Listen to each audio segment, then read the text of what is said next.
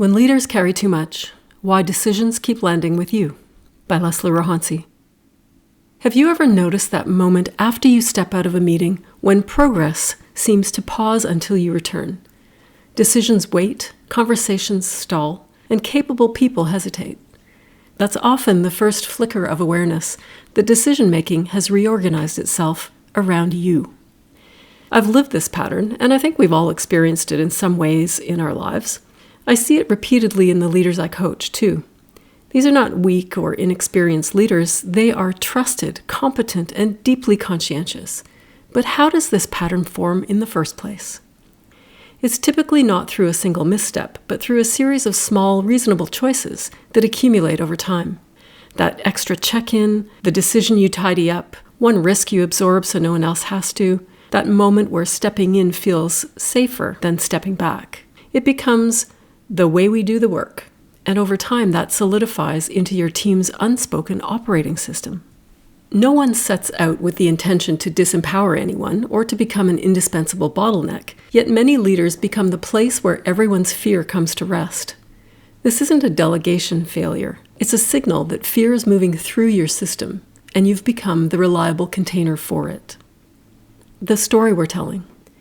Years ago, I worked with a senior leader who prided herself on being the calm port in the storm. In meetings, she leaned forward, listened closely, and asked really sharp questions.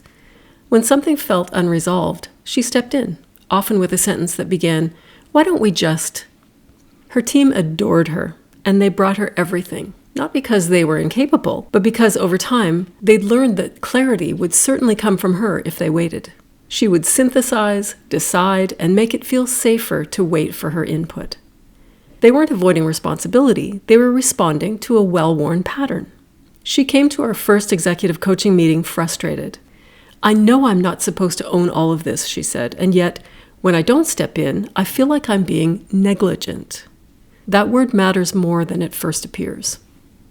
When identity overrides role. Most leaders understand their role intellectually. They can describe it clearly and can point to job descriptions, mandates, and governance structures. But what often runs the show isn't found in these leadership toolkits and structures and models and frameworks that are all meant to distribute responsibility. What does run the show? Identity. Or more specifically, a certain limiting belief about what leadership is. For example, if somewhere along the way you learned that being seen as valuable meant being the helpful person who steps in early, or the one who sees risks before others do, then this pattern makes sense. Some might call it jumping to solution, people-pleasing, over-functioning, or carrying the emotional and decision-making load for others. But whatever label you use, it isn't a flaw, it's a protective strategy that once worked beautifully for you. And now that the game has changed, along with the leadership context, this strategy has become a liability. High-performance leadership asks for something different. It asks you to tolerate the unresolved space, to let others struggle a little and learn along the way, while you try your best to remain present without absorbing or overriding. To be clear, this isn't a delegation issue, it's an identity negotiation. When fear pulls decisions upward, authority and accountability drift out of alignment. Decision-making isn't happening at the right level, so leaders end up holding calls that should sit closer to the work, robbing their employees of the chance to build judgment, confidence, and accountability muscles. The signals we send. Our teams are highly perceptive. They interpret posture, tone, pacing, nonverbals, and microexpressions, and react to the unspoken transcontextual information that lives between the cold hard facts. Then they use it to make sense of their own roles and objectives. When you lean in too fast, finish sentences, rescue awkward pauses, or offer solutions before the problem has been fully unfolded, you aren't being efficient. From your point of view, you may feel that you're being generous, but this kind of generosity, left unexamined, does more than shape behavior. It erodes confidence. Over time, people begin to doubt their own judgment, second-guess their instincts, or disengage altogether. Individual initiative gives way to collective caution, and responsibility is deferred upward, not because people don't care, but because they can no longer trust themselves to get it all right. Over time, the message received is unmistakable. Bring it to me, I've got this. When competence creates dependency. No one becomes a bottleneck intentionally. You deliver under pressure, respond quickly, and steady things when they wobble. Each time you do, your organization learns something important about you. Not just that you are capable, but that they can safely hand things off to you. Over time, decisions, risks, and unresolved issues begin to gravitate in your direction. Eventually, more and more gets rooted to you, not because others can't carry it, but because you have consistently shown that you will. What began as reliability slowly turns into dependence. The cost is not only the additional workload that should be done by those under you, it's also relational. When leaders hold too much, teams stay smaller than they need to be, confidence weakens, initiative dulls, and people look upward rather than outward or inward. This is not really about being dependable, having a good work ethic, or wanting to be in control for its own sake. Those are downstream effects.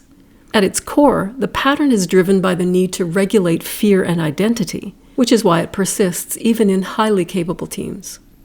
Here are the typical drivers I see in the leaders I coach. It's common for a few to overlap, and you may recognize more than one in play for you. 1. Self-soothing through intervention. Jumping in reduces uncertainty and can help settle the nervous system. You feel calmer once you've checked, clarified, or corrected. That relief is real and immediate, which makes the behavior sticky. 2. Fear-based verification. I'll just take a look. Let me sanity check that. I want to make sure this won't blow back on us. This is less about mistrust of others and more about mistrust of outcomes in a system where consequences feel personal. 3. Identity reinforcement. Stepping in confirms a deeply held belief that you add value by being sharp, early, and right. Not stepping in can feel like abdication of responsibility, unnecessary exposure, or even downright negligence. And 4. Contextual threat amplification. In many organizations, risk is personalized. Bonuses, reputations, and roles feel precarious, so leaders absorb responsibility because the system rewards those who do. Over time, the costs show up clearly in slower decisions, thinner benches, and leaders who can't step away without work stalling. A different way to hold your leadership role. The shift isn't about doing less, it's about holding your role differently.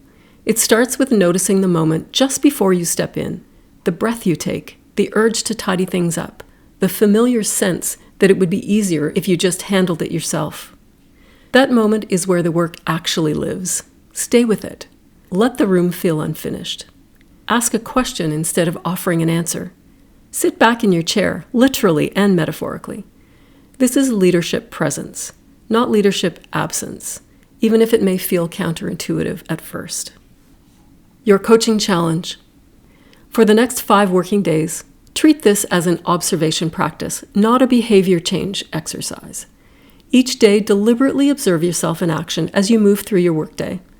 Watch for one moment where work, decisions, or emotional weight start to move toward you by default. When that happens, slow the moment down and make note of the following. What specifically is being handed to me right now? A decision, a risk, reassurance, or responsibility? What belief or fear gets activated in me that makes stepping in feel necessary or safer? What signal might I be sending, intentionally or not, that draws this towards me? What is the smallest possible way I could stay present here without absorbing or resolving this for them?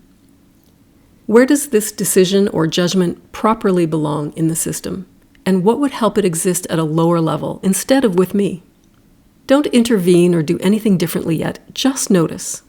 The goal is to build your awareness about how fear, identity, and habit shape your leadership posture in real time. At the end of the week, reflect on this question. Where have I been acting as the container for other people's uncertainty, and what is that costing my team and me? You're not being asked to let go of care or standards.